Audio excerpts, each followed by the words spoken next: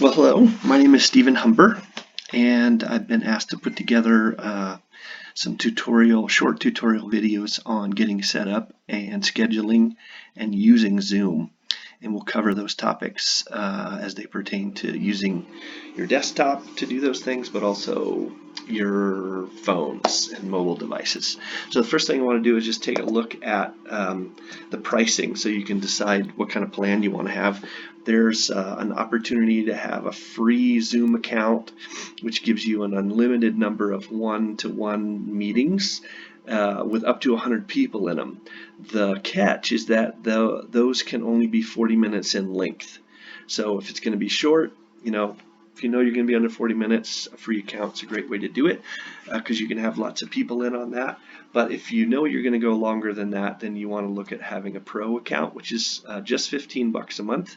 But then that allows you to have meetings in a duration up to 24 hours long. So once you decide what kind of account you want to have, you can go to sign up. It's free, or choose the pro option here from Buy Now.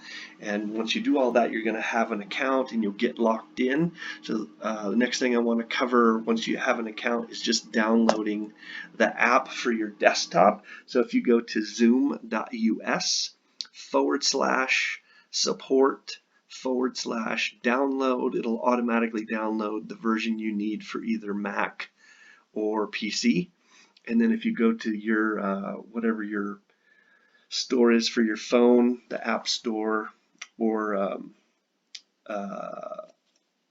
Google Play, then you can download Zoom there because you'll want to have it in both places.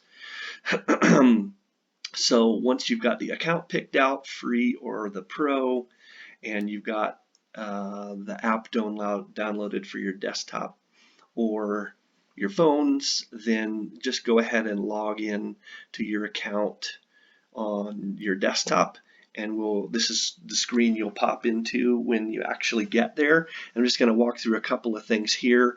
The next video is going to cover scheduling, both from your desktop and from your phones, and then the third video will actually be some meeting mechanics once the meeting actually starts. Okay, so once you sign in on the computer, you're going to come to this page.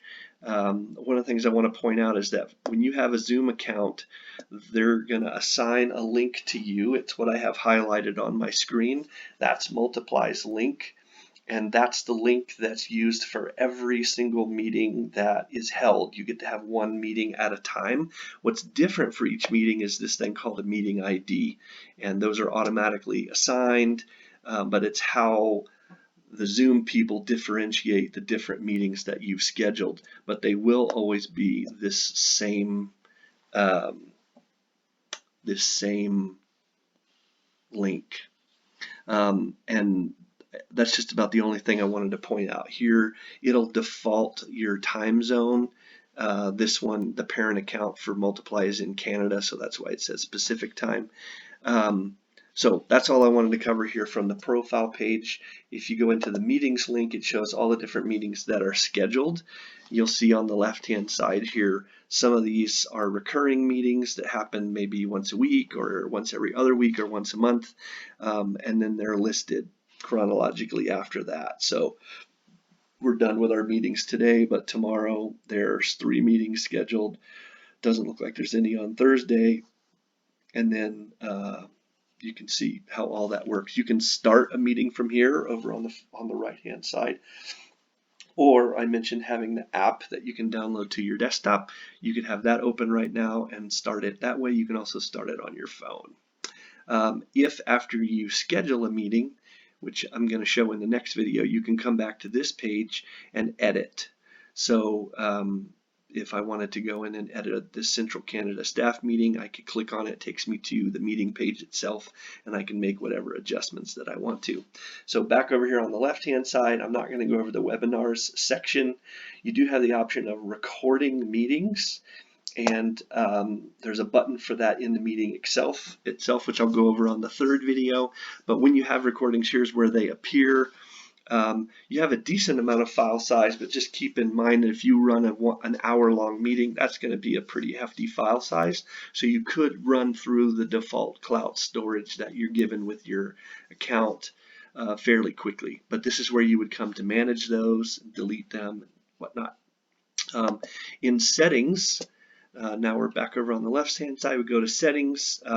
There's all these different categories. So there's scheduling a meeting, there's basics, advanced stuff, email notification, and other. I'm just going to go through a couple of these, but when you start the meeting, it's really good to have these first two turned into the on position. So both when the host comes on to the meeting and when participants come on, that their video is automatically on. It just lets people know that they're there, even though it may take a couple of seconds for people to kind of fully pop into the meeting. You'll know that they're coming. Under the audio type, it's good to choose both telephone and computer audio, because with Zoom there is the option of actually calling in to the call. So if people are traveling in their car or somewhere away from their phone, they can actually use their phone and get audio only for Zoom meetings. You want to let people be able to join before you, and that's probably just about the only thing I wanted to cover here. I'm just scrolling down now. We're in coming into the meeting basics section. You do want to have chat on as well as private chat, and I'll explain those when we get to the third video. Scrolling down some more here, a lot of these are in a default position, so I'm not really going over them. Here's one about sharing your screen. It's good to be able to let all participants share a screen. You'll have some control over that as the host, but it's good to know it's allowed. Scrolling down some more here. Now we're getting into the advanced section. This is a really important one. We've been talking about, you may have heard about these breakout rooms that you can do in Zoom. This is where, let's say if you have 20 people in a meeting and you want to break them down into smaller groups, you can either automatically let the system assign people into groups, or you can manually assign people as the host. But this toggle needs to be turned on in your settings on your main account in order for it to get included in your meeting. So this is a really important one. Last one I want to do, scrolling down some more, last one I want to look at is in email notifications at the bottom. You want to make sure that the cloud, that you get an email notification as the host when the cloud recording is available if you have recorded. So that's one you want to make sure is turned on. So that's just about it for the different kinds of plans that are available, downloading the desktop app that you need, and how to go through your online account. The next video, we'll talk about scheduling a meeting.